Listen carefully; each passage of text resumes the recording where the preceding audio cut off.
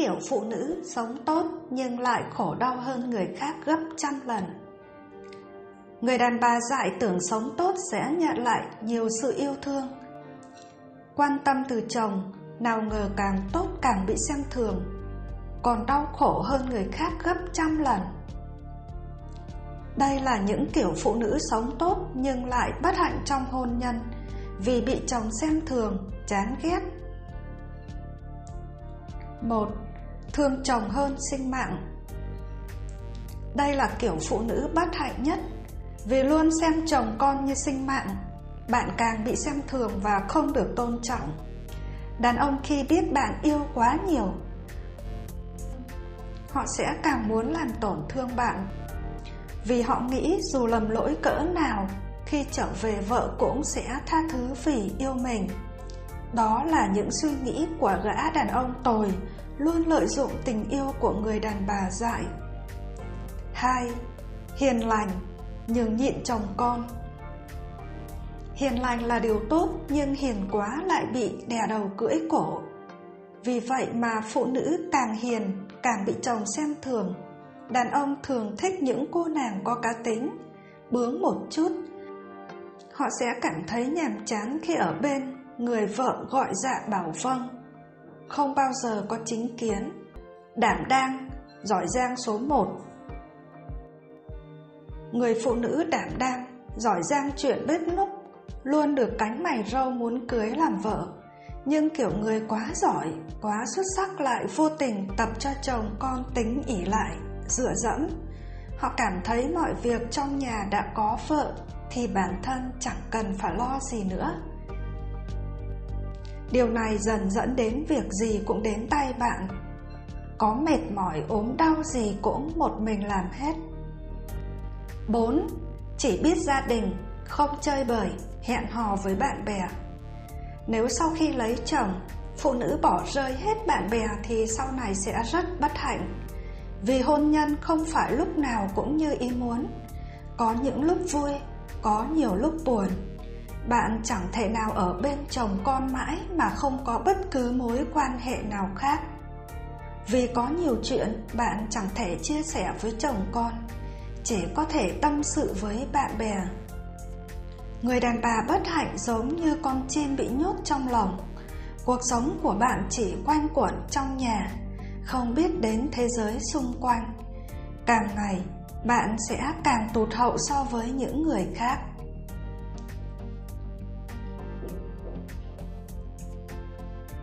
Người đàn bà dại tưởng sống tốt sẽ nhận lại nhiều sự yêu thương, quan tâm từ chồng, nào ngờ càng tốt càng bị xem thường, còn đau khổ hơn người khác gấp trăm lần. Đây là những kiểu phụ nữ sống tốt nhưng lại bất hạnh trong hôn nhân vì bị chồng xem thường, chán ghét. Một người phụ nữ đảm đang, giỏi việc bếp núc, lúc nào cũng được đàn ông ngưỡng mộ.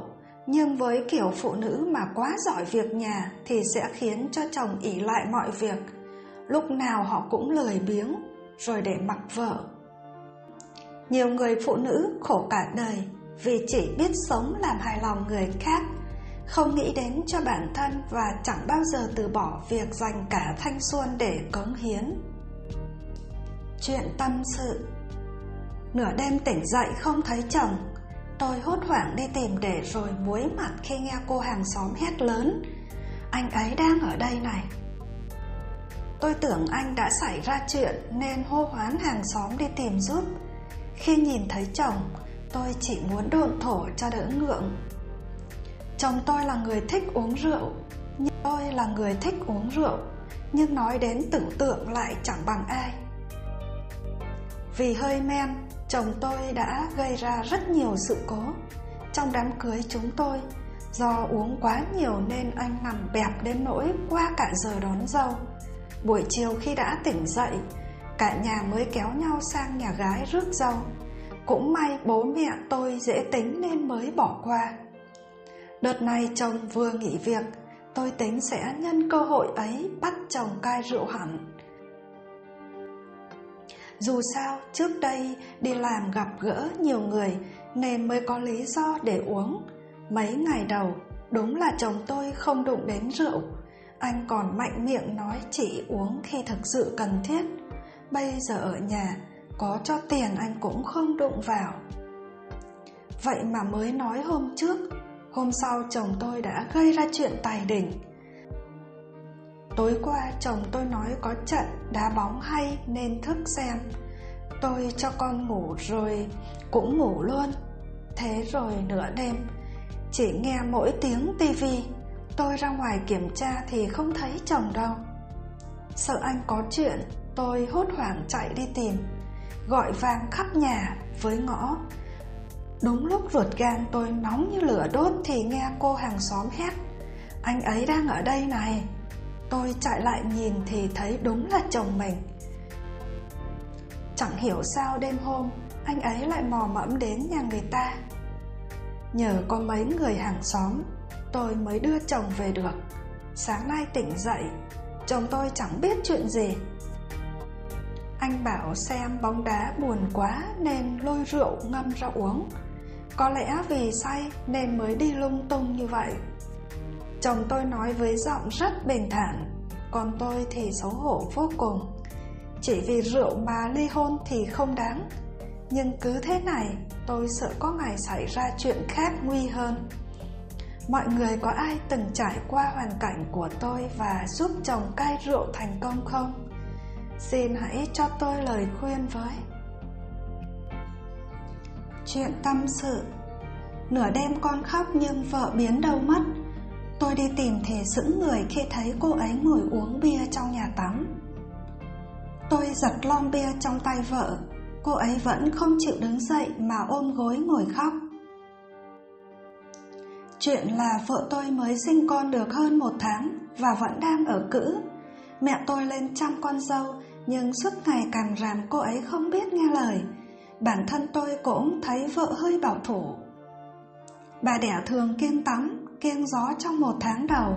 Nhưng vợ tôi lại cãi mẹ chồng, tự ý bỏ đi tắm và bật điều hòa để nằm. Mẹ tôi bực ra mặt. Bà nói đợi con tôi tròn 3 tháng, bà sẽ về quê không ở nữa. Rồi chuyện ăn uống, vắt sữa, trà sữa, bế cháu, hầu như chuyện lớn, chuyện bé gì hai người họ cũng bất đồng ý kiến với nhau. Mẹ tôi từng chăm 2 chị gái tôi ở cữ, nhưng chưa bao giờ bà giận dữ đến thế. Vợ tôi cũng hay lôi tôi ra mắng mỏ, bảo tôi chỉ biết nghe lời mẹ, áp bức vợ. Tôi đứng giữa, đau đầu nhức óc vì không biết phải giải quyết làm sao. Đêm trước, đang ngủ thì con khóc nhưng vợ tôi lại biến đâu mất. Tôi đi tìm thì bất ngờ khi thấy cô ấy cầm lon bia lạnh uống trong nhà tắm. Tôi vội giật lon bia lại, gắt gỏng bảo vợ lên phòng. Nhưng cô ấy không đứng dậy mà còn ngồi ôm gối khóc tức tưởi. Tôi quá mệt mỏi. Ngày nào cũng thấy mặt mẹ cau có, mặt vợ buồn bã. Tôi chẳng thấy ý nghĩa cuộc sống nằm ở đâu nữa. Cứ như sống cho qua ngày, qua giờ và không còn niềm vui. Tôi phải làm sao để hòa giải mối quan hệ giữa mẹ chồng nàng dâu, giữa mẹ và vợ mình đây?